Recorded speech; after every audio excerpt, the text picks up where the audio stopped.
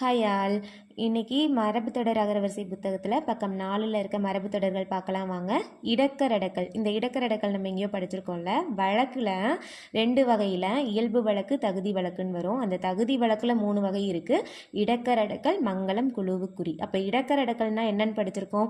ஏதேனும் ஒரு காரணத்தினால சொல்ல தகுதி இல்லாத ஒரு சொல்ல வேறு சொல்ல மாற்றி சொல்கிறது. எடுத்துக்காட்டு என்ன படிச்சிருக்கோம். குழந்தைக்கு கால் கழுவி வந்தேன். இப்போ சொல்லத்தகாத சொல்லை திருத்து வேறு வகையாய் சொல்லும் முறை தான் இடக்கரடக்கல்.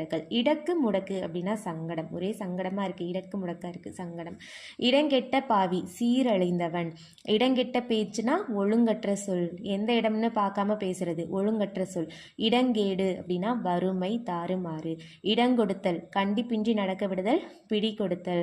நம்ம குழந்தைங்களுக்குலாம் ஏதாவது ரொம்ப செல்லம் கொடுத்தனா ரொம்ப இடம் கொடுக்குறீங்க அப்படின்னு சொல்லுவாங்க. கண்டிப்பின்றி நடக்க விடுதல், பிடி கொடுத்தல். இடம் பண்ணுதல் இடம் படுதல் அப்படின்னா விசாலித்தல். இடம் பண்ணுதல்னா உணவு வழிபாடு கற்கு இடத்தை துப்புரவு செய்தல். துப்புரவுனா தூய்மை பண்ணுதல். இடித்துரைத்தல், இதை நம்ம திருக்குறளில் படிச்சிருப்போம். அப்படின்னா கடிந்துரைத்தல். இங்கே வற்புறுத்தி கூறுதல், அழுத்தி சொல்லுதல்னு சொல்லியிருக்காங்க.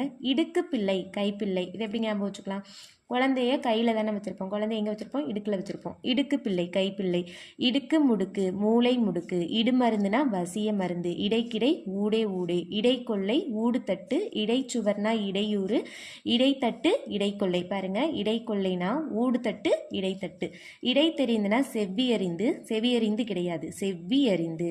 இடைவிடாமல்னா எப்போதும். இடைவெட்டிலே, தற்செயலாய். இட்டுக்கட்டுதல் அப்படின்னா இல்லாததை ஏற்றி சொல்லுதல். இட்டுக்கட்டுதல்னா இல்லாததை ஏற்றி சொல்லுதல். இமை பொருந்துதல், 2 இமை பொருந்துச்சுன்னா தூங்கிடுவோம். தூக்கம் அடைதல், உறங்குதல். இரட்டுற மொழிதல்னா இரு பொருள்பட பேசுதல். இரண்டர கலத்தல்னா முத்தி அடைதல். 2ல் 3ல், 2-3 நாட்களுக்கு ஒரு தரம். எப்படி சொல்றாங்க, 2ல் 3ல். இரண்டும் கெட்ட நேரம்னா மாலை பொழுது. சாயந்தரத்தை இரண்டும் கெட்ட நேரம்னு சொல்றாங்க. அந்தி பொழுது. இரண்டும் கெட்டான் அப்படின்னா நன்மை தீமை தெரியாதவங்கள ரெண்டும் கெட்டான் அப்படின்னு சொல்லுவாங்க. இரண்டு நினைத்தல்னா கெடுதி நினைத்தல். ஓகே, இந்த கண்டென்ட் உங்களுக்கு யூஸ்ஃபுல்லாக இருந்திருக்கும்னு நினைக்கிறேன். நம்ம நெக்ஸ்ட் பேஜை நாளைக்கு பார்க்கலாம். இதே மாதிரி நிறைய கண்டென்ட் பார்க்குறதுக்கு என்னோட இந்த சேனலை சப்ஸ்கிரைப் பண்ணிக்கோங்க. தேங்க்யூ.